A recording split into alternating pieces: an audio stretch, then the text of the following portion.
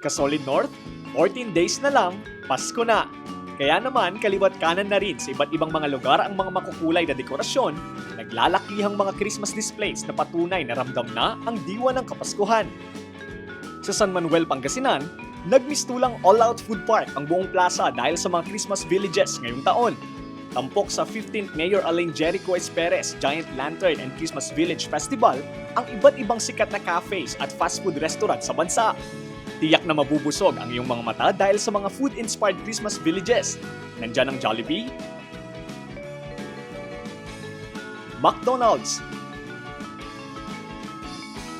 Jayco, Dunkin' Donuts, Wendy's, Starbucks, Chowking, at marami pang iba. Kung iyon namang lalapitan, mas susi itong dinisenyohan gamit ang mga recycled materials tulad ng papel, plastic bottles, styrofoam at iba pa.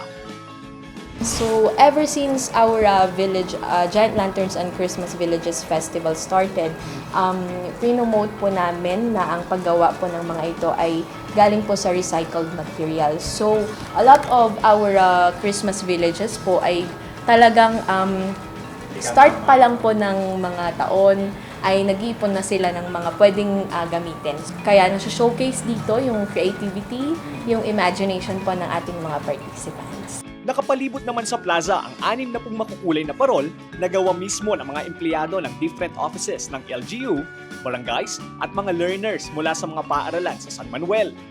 Talaga namang bawat sulok, perfect for picture taking. At kung nagutom ka naman sa paglilibot sa Christmas villages, pwede ka ring bumisita at mag-food trip sa kanilang food bazaar at night market. Bukas ang parke mula alas 3 ng umaga hanggang alas 10 ng gabi. We are inviting everyone, hindi lang po sa San Manuel, but of course, sa ibang karatig po nating mga town or municipalities, cities, to come and enjoy our display for our 15th Mayor Alain Jericho Esperes Giant Lanterns and Christmas Villages Festival.